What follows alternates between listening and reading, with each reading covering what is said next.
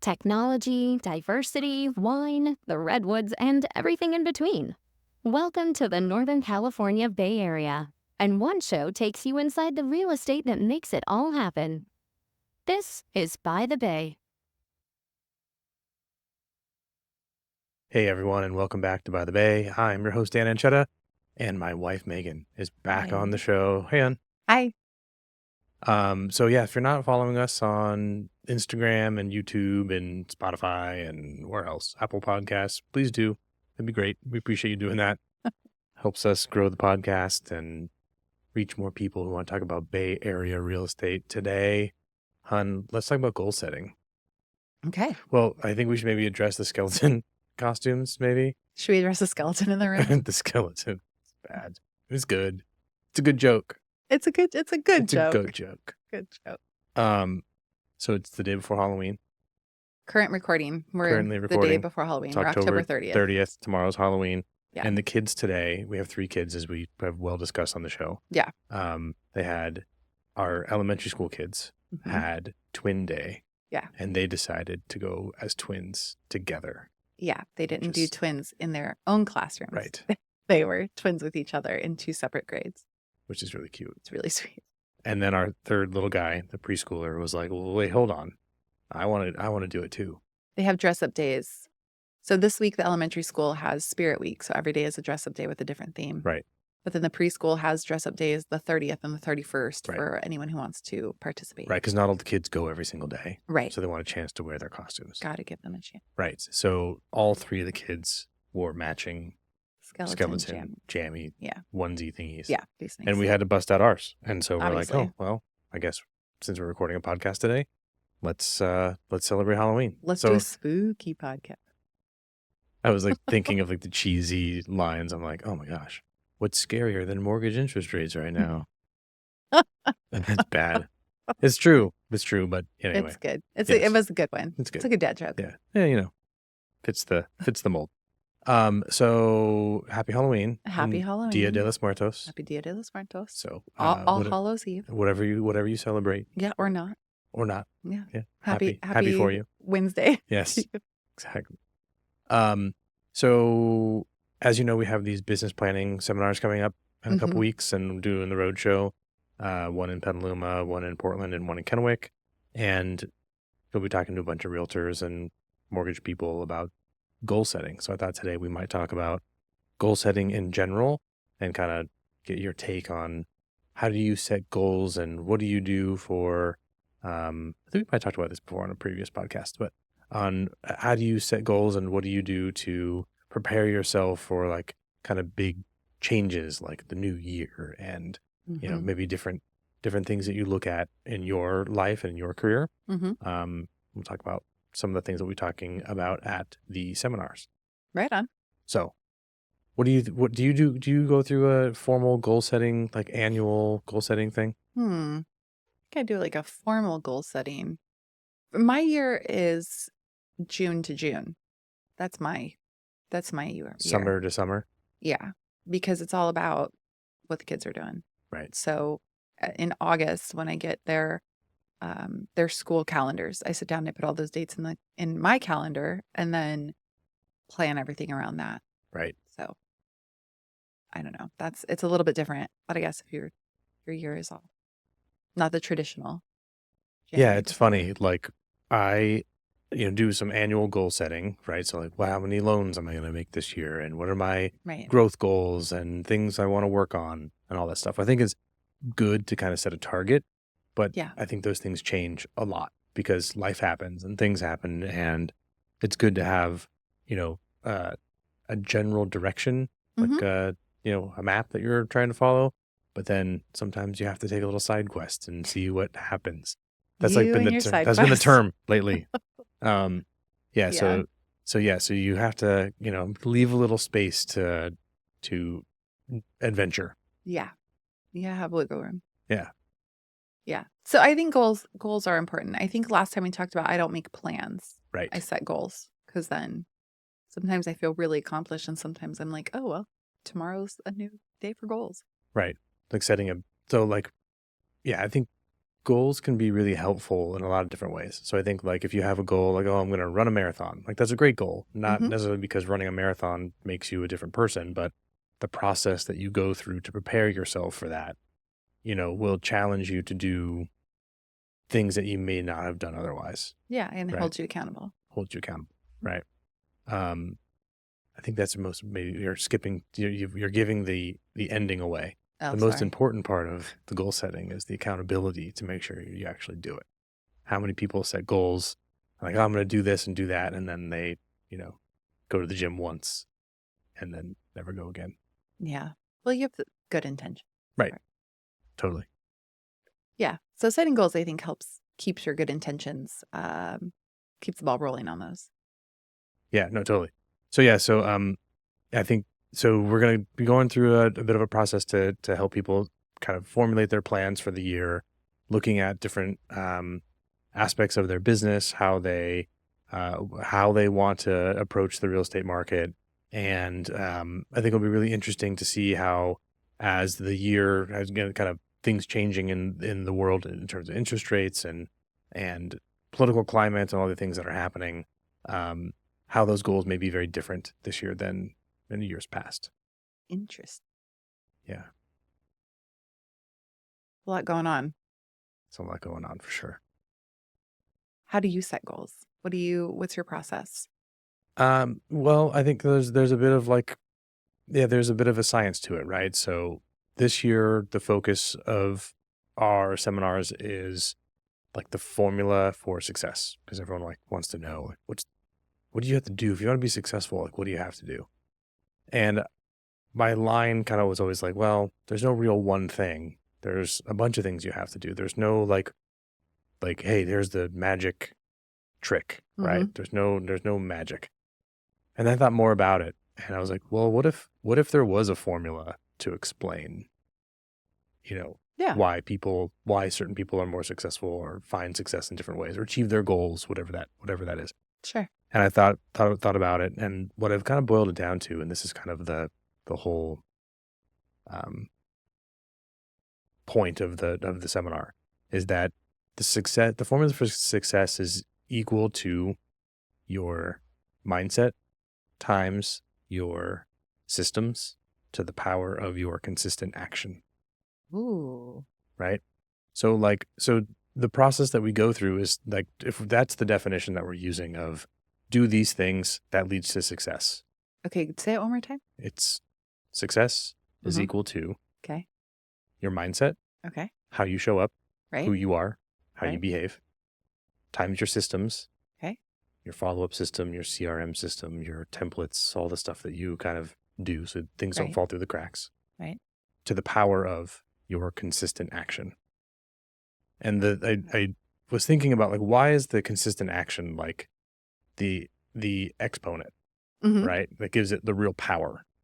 And it's like, well, because you can have amazing systems and you can show up with a good mindset. But if you Right. only do that once in a while, then you're not going to be successful. The people who find the success that I've seen are the ones who actually don't have a perfect system and they don't have a perfect mindset every day, but they come in every single day and they Mhm. do that grinded out work. Right. They make the calls, they follow up, they do what they say they're going to do. Right. And those are the ones who tend to have the best results. Right. If results are closed business, happy clients, all that sort of thing. Right. The challenge with those people is that they tend to not have work-life harmony, which is another component of things. So they're like, Interesting. hey, I've got to be consistent. I got to do this. I got to have mindset. And they forego all the other things in their life to achieve those things. Got it. So I think there's a bit of a balance there. Maybe I Mhm. need to, now that we're talking about this, maybe I need to adapt the formula a bit. But that is the idea. So then in the goal setting, like what I've done for myself and what will help other people do is we'll go through that process. Yeah. And we'll go, okay, so how do you get into the right mindset? Okay. Right? You're right. Like, how do you build the systems that you need to be successful? What systems do you have? What's working? What's not? Go through all those things. And then finally, the consistent action. What accountability do you have? What is your day? How do you feel like formatting your day to make sure that even when you're crazy busy and you're closing 20 loans or you've got, a bunch of listings or whatever, wherever you are in Right. your career, that you still have time every single day to do that kind of boring, hard, like the tilling of the soil and planting of the Right. seed type of activity in your day. Because we see people who have really great success and then their pipeline clears out and then they've got nothing. And it's like, Right. well, I was so busy working on those loans. I mean, you've seen this in our life when I was getting started and trying to figure this out. It's like, oh, well, hey, I closed 8 loans this month. Like, oh, great. What about next month? Right? Because I was Yeah. worried about those 8 deals that I had that I didn't do the planting of the seeds for the next Yeah. month. You got to keep all the plates spinning. That's true. Yeah. Yeah. And then for those who are higher producing, we'll talk about creating the part of your systems, maybe having an assistant, maybe having a teammate, maybe having, other support and building appropriately so that you can scale and not totally lose your mind. Absolutely. Right. And then you get burnt. Put that on the goals list. Right. Keep our minds. Keep our minds. Don't lose your mind. High on the priority list is to stay sane. Yeah. Yeah. And then just kind of walking through each of those steps together and then taking that and creating actionable plans. So if it's like, hey, I've good like mindset, I've got my routine, I know how to get myself into that. Like, remember that we had the same former boss who was like, you're an actor on a stage and you have to, show up and, remember that whole thing? Like Yes. leave everything behind you. Yeah. Leave it at the door. Leave it at the door. You're an actor on a stage. That's right. Show up and play that part. Right. I think there's some truth to that. Right. Yeah. And so getting your mindset right, doing all that stuff. And then like, well, what if you don't have great systems? Then how do you find the great systems? Well, you rip off and duplicate what other successful people are doing. Like don't reinvent it. Don't start over. Ask some questions, have some conversations with people who are finding great success and be like, well, what do you use? Right. And you'll be surprised. A lot of them will just let you have their stuff. Like some of the templates that I use, I've just asked other people that I've looked at and been like, hey, I kind of like the way they run their business. And they just open up, like here, and I'll email you all the stuff that I use. It's really nice.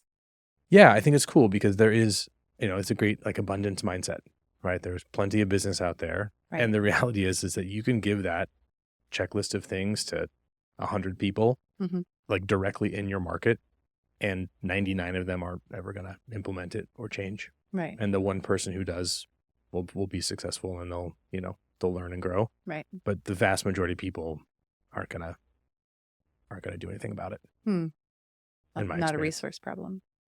No, they don't have the accountability. They don't have, they don't have the drive to, always be treating the real estate market like a job. It's like some people treat it like a hobby where they like, oh, I can sleep in today. I can do this. I don't have to show up today. I'm not feeling it or whatever. Really? I feel like you almost have to work harder because it's not consistent. The inconsistency makes me feel like you got to pay more attention. Yeah. I mean, I think you should be. It's very inconsistent and it's hard. It's a very, very hard industry. People think that it's just like selling Sunset and you could just show up and sell a $10 million house and look at all the money they're making. Right. I don't know that selling Sunset would ever wear a skeleton onesie, but we'll have to check the new season. I mean, I think they would. This is something Ryan Serhant would totally wear. That's true. On, was it Owning Manhattan? Yes.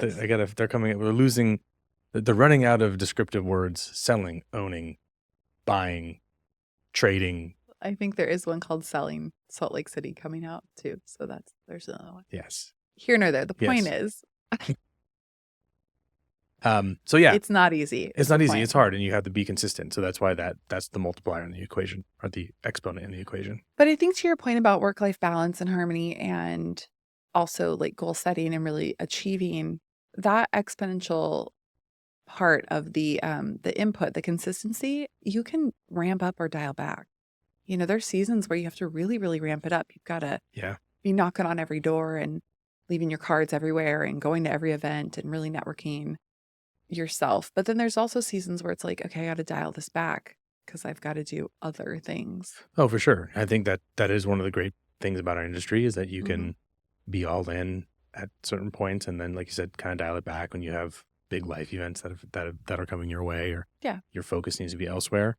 And at a certain point, when you have grown if you're doing it right and you've Mhm. grown your book of business and past clients and realtor, gosh, easy for me to say today, realtor referral partners Yeah. and other referral partners, that it does become easier because you've got that momentum, Right. right? You've created the momentum where the phone kind of rings and you're someone's go-to person, and your past client talks to their coworker and then they send them to you, and you're not having to like hunt and peck for every Yeah. single deal. That ripple effect from prior deals. Totally. Yeah. And the key component of that is doing a really freaking good job on all those deals so that you are referable, Right. right? Like just because you close someone's deal doesn't mean that you're referable for them, Yeah, that's a good point. right? Yeah. So yeah, I think there's a lot to it. And I think I'm really passionate about like the business planning thing, which is why we're,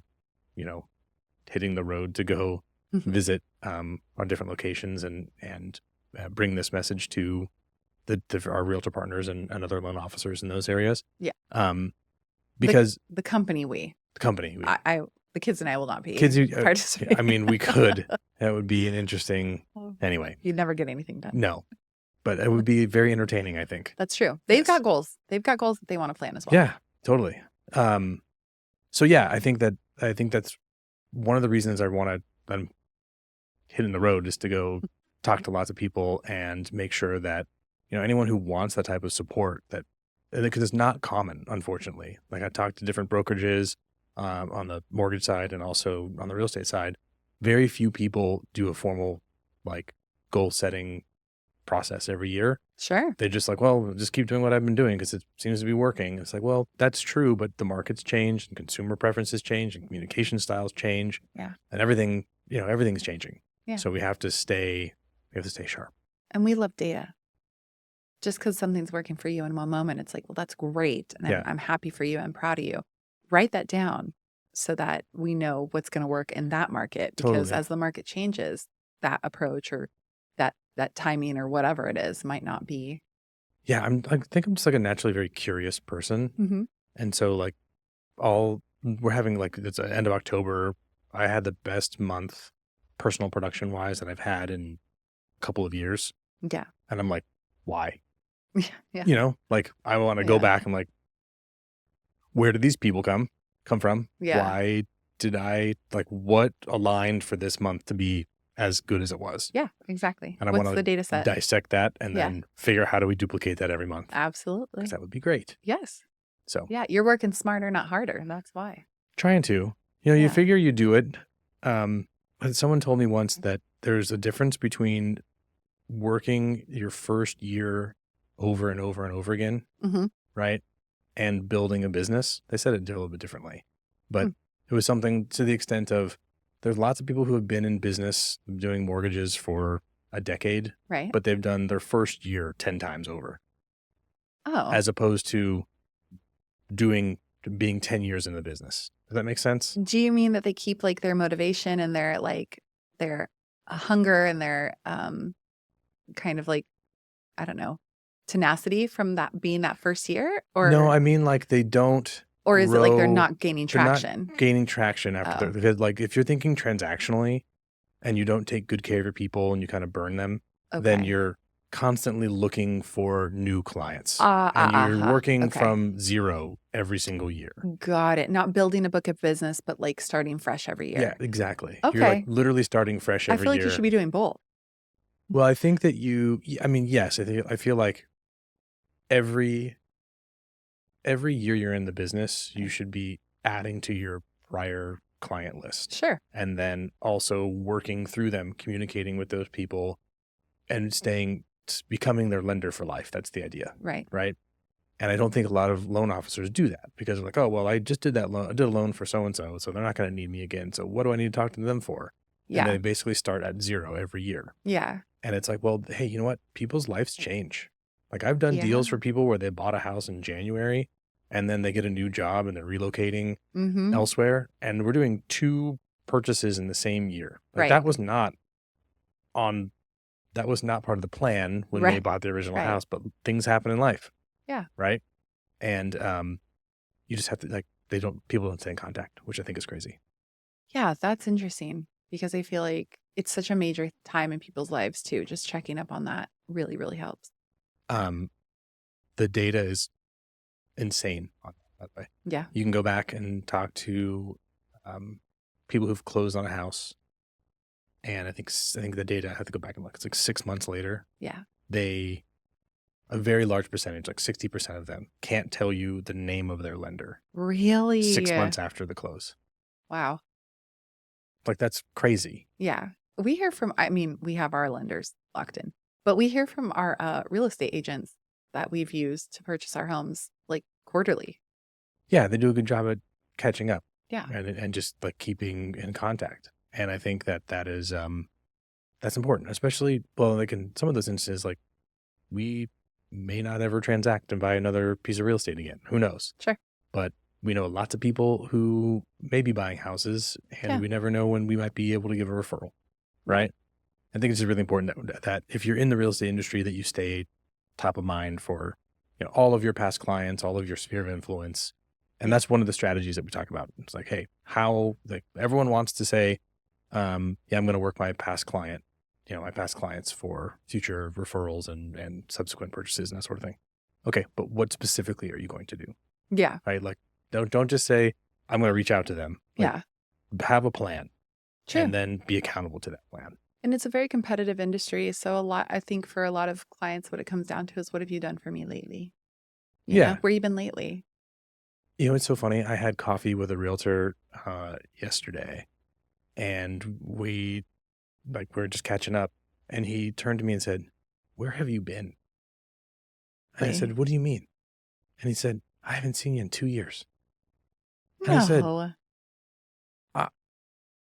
I have to go back and think about that because I feel like we've talked way more regularly than that. He's like, "No, we've talked, but we haven't sat down Yeah. and had a business meeting in 2 years." Wow. And I was like, okay.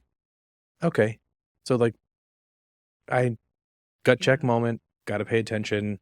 Like he's very clearly telling me my need is, if we're going to be in business together, that I need to see you more often. Yeah. Fair.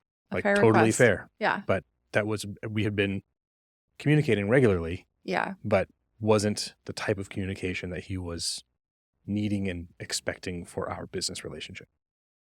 Which is good to know. Good feedback to get. Yeah, but I was kind of taken aback. I said, "Where have you been?" Like, But what do you mean, also, where have I been? I've been here. I've been talking to you. We just closed a deal like 2 months ago. Yeah. What do you mean, where have I been? Yeah. But it's important. It was a literal question. Like, where are you when you're calling me? Like Where are no, you like when you're I think he texting me? meant like, hey, we're business partners and we do business together. Yeah. Like I want to spend time with you. Where are you? Okay. Like Some of these okay. connections are a little warmer than others. I mean, I think a lot of business connections tend to be very like handshake, high five, good job, pat on the back. Yep. But I mean, we all have different ways of doing things. And I think having a warmer connection really does serve certain people. And it was nice for that person to let you know so that now you can calibrate to that. Exactly. Now I'm like, okay, I guess put them on the calendar. We're on. Because I think sometimes I feel like I'm just bugging people, Yeah. Like I don't want to bug people and be like, hey, let's hang out. Let's do this. Let's do this. But yeah, I think that people actually really want to do that. Oh, I love bugging people. I do. I think this is another one of our complementary differences is that I talk to how many people a day? I mean, I'll make phone calls. Willingly talk to people? Yes. Yes. Yeah. I mean, I call my friends that I'm sending them memes, that I'm texting them. I mean, I have friends where I'm like, I'm texting them, calling them. I sent them a meme on Instagram. I'm sending them a TikTok. You're like always multitasking with that. Yeah. But I love bugging people. I'm like, what you doing? What you thinking? Where are you going? What's going on? What's it right now? So I think that is a strength that I bring to our company is I'm happy to bug people. Okay. Like, well, I might make you the designated people bugger. CBO. Chief Bugging Officer. That's me. Put that on my cards. We need to update I'm just going to write it in. We got to update our stationery. Self-titled. So anyway, so that's the goal setting thing. And then and then I think there's a whole other side of like personal goal setting. Yeah. Like outside of business. Like remember when 2 years has passed. Because listen, this happened to me the other day. I bought something 2 years ago and I had a quality issue with it and I contacted customer service. They were like, send us the invoice. And I looked and I was like, okay, this is really embarrassing. I actually bought this 2 years ago and I don't know if that's qualifies for this window of time. But for me, in my recollections, it was 3 months ago. So, another odd kind of connection here. I was talking with a client yesterday and we were talking about like when the last time the market was normal. And I was like, I mean, it must have been like 2018, 2019 was a pretty normal year. Okay. Right. Because it was prior to Right. COVID starting. And well, it was here, but we hadn't locked down and all the other stuff. Sure. And they're like, yeah, I guess so. It was like 2019. Yeah. And I was like, that was not that long ago. That was like 5 years ago. But also, it seems like it was forever ago and also seems like it just happened. Yeah, Right? that really threw our timeline into like, it put a kink in the timeline for me. Yeah. There's years like- I'm like, was that October of 2020 or 2021 or Yeah. 2022? Because it could have been any of those. I think a lot of people feel the same way. Yeah. Yeah. It's all it kind of got muddled together. warped. Totally warped. Yeah. Yeah. Our mile markers for things got warped. And so, Yeah, because everyone got thrown off of their traditions. Like Yeah. people didn't, like our bodies didn't go through the normal flow of like being places. yeah, It was really weird. it was a weird time. But but also, not to be, I don't know, whatever. But I feel like time really does go by so fast now. I feel like 10 years ago, I would have been like, 2 years? What were you doing? How did you not see someone for 2 years? And now I'm like, oh, I can't even remember that these pants are 2 years old. So I get it. It is pretty crazy. Yeah. I mean, time, what is time? I don't know. But everybody in the generation above you was like, oh, be careful. It's going to go by so fast. It's going to go by so fast. And you're like, okay. And then it really does Yeah. zoom by. And then it just picks up speed. And so. Yeah. Yeah. A tangent from that. We talked about, so our little guy's going to be 3. Yeah. And we talked about that you never know when it's going to be your last of something. So heartbreaking. It is. And I think this came up when he went into pull-ups. He's potty training. Mm-hmm. Right. Yeah. And we're like, oh, done with diapers. I did my last diaper order and I didn't know it. Yes. Yeah. And there's a lot of things that happen in life that you don't realize is the last one Yeah. in the moment. No, of course. You And can't that know. is heartbreaking. Yeah. Our oldest daughter is 7 and I went in and started reading her bedtime stories again because she kind of pushed me away from that and she didn't really need a bedtime routine and she was being very independent. And so I allowed it. But then for me, I was like, this is absolutely not the last time I'm reading her a bedtime story. Yeah. I'm going back in. So I've been reading her bedtime stories the last couple nights and it resets that clock. Like to your point, I'm like, okay, that was no longer the last time I Yes. did a bedtime routine with her. No, it's funny. I went in to say goodnight to her last night and she was like in the middle of homework and whatever. And I like walked in So grown. and I was like, hey kid, just coming in to say goodnight. And she's like, huh? And I was like, Okay. yeah. I was like, okay, Can I finish my show? good night. Just came in to say goodnight. And she's like, oh, okay. Yeah. Okay. Good night. It's like, like she was little and I had to like hold her and rock her and sing her a song and lay her down Yeah, and the 25 do step this process. whole process to get her to bed. Yeah. And now she's just like, peace. I'm like, what? How? I know. And you forget because we still have one that's in a crib and needs the nighttime routine and an overnight diaper. And he's got to have 4 songs in a very specific order, a very specific arrangement of friends in his Yes. crib. And then you walk past the oldest one and she's just like, why are you here? Yes. What do you need? But I think the cool thing is that she's watching like much more fun shows now. That's Right. the cool thing. Yes. I mean, that's the Yeah. trade-off, right? Yeah. Is that she's like interested in things. I'm like, oh, this is great. You want to watch Phineas and Ferb? Great. So good. It's great. The Ghost and Molly McGee. I mean, Who doesn't like Scratch? exactly. Exactly. So Yeah, it's a lot there of is a fun. trade-off. But There's good that comes of it. my goal is to shrink them in the year Oh, 2025. goodness. To They give gotta them stop. coffee I and mean, stuff. people really do are like, oh, it happened so fast, treasure every moment. And you're like, yeah, I just want to sleep through the night. And Yeah. I'm just exhausted because I have this newborn. And then you do this clouds part and it's a little bit easier. And now I'm like I sleep through the night pretty well. Yeah, you do. right? Yes, you Like, do. and our little guy Atlas, like he's a great sleeper, and They're all solid. even when he's not feeling well, all he wants to do is sleep. That's the Yeah. training. You're welcome. So yeah, all those nights where I'm like, I'm never gonna sleep again. I'm never gonna sleep longer than 2 or 3 hours in a stretch. Yeah, you were Um, the night person. You took on the I the did. nights. I did. But when's the last time you put a baby in an ergo and bounced him for 4 hours? So, That you was the know, best. it We was. used to trade off when we had for all 3 kids. So we like did a lot of like skin to skin contact with Oh them, yeah. and we got in this routine where we'd get especially with our youngest, we got the 2 oldest kids to bed, Mm-hmm. and then that was like at 6 o'clock, Yeah. 7 o'clock. Yeah. And then I would put Atlas in the ergo, and I would bounce him in the ergo because he wouldn't sleep soundly. He would was like just wake tiny up. baby. It's a tiny baby. I put him in the ergo, and I would see how long. My goal was to make it to midnight, Yeah. and to see if I can bounce him for like 5 hours. And I would like put on the iPad, like watch. We a had bunch of shows. anti-fatigue mats in our house We did for you to yes, bounce on. because I would like stand on the Yeah. anti-fatigue mats because I couldn't sit because sitting would wake him. Yeah. So I'd stand and like do the typical kid bounce thing. Yeah. Hours, Mhm. hours and hours and hours. Your quads were never better. Because I needed you, and then we'd switch around midnight. I would like Yeah. wake you up, and he would feed, and then you would kind of be with him Yeah. until And then you could get I can get some 5, flat time. 6 hours Yeah, of sleep totally. before work. Yeah. And that is heartbreaking. That I was like, never, I can't do that anymore. The biggest bummer is that if the kids were to have kids, we wouldn't get another baby for like another 25 years. But then I think, well, God, that's just gonna fly by. I know, you're almost That's just there. like 4 pairs of pants. Yeah. It's It's not that bad. not that big of a deal. That's too funny. But yeah, no, those are things like that moment of like, that was such part of our routine, like it's ingrained into our daily thing. Like, okay, kids to bed, you're going to go take a shower, give me the little guy, I'll put him in the ergo and bounce around for a couple hours.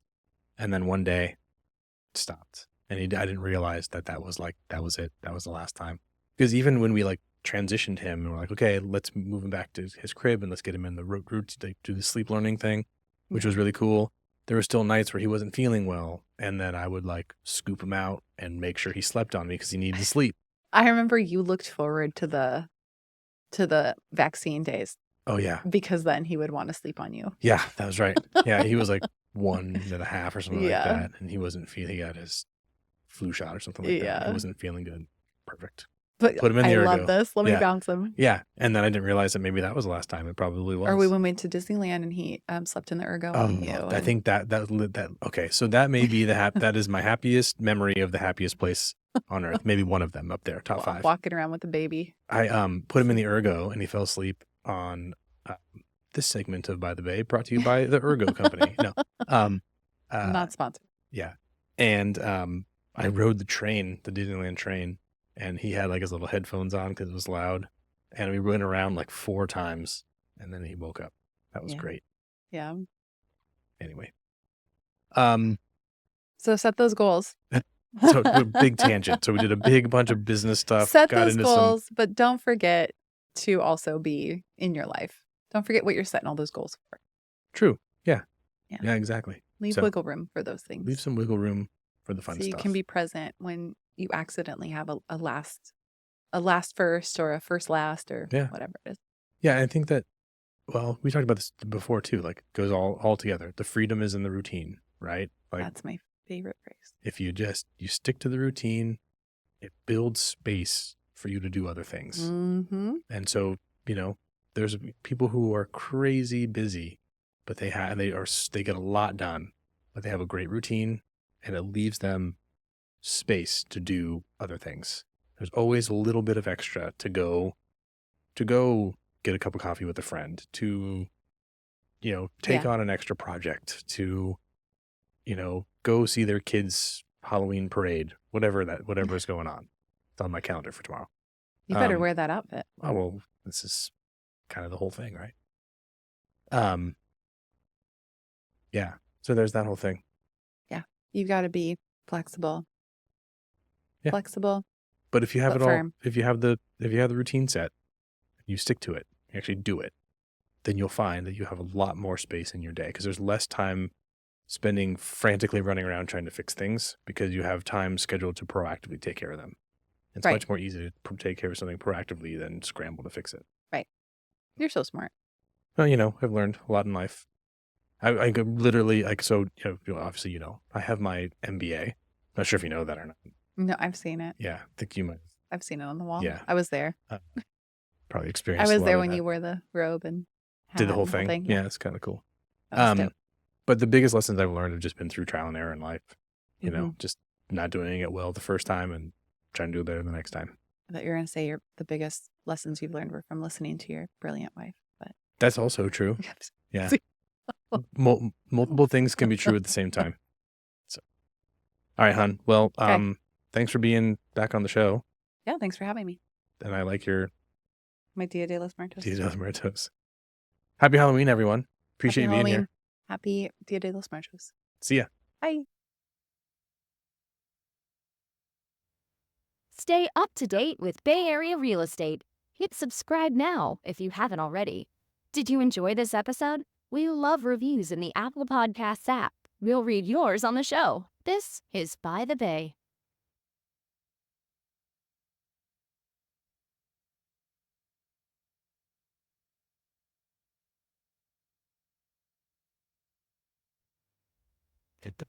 Land and Ear Media.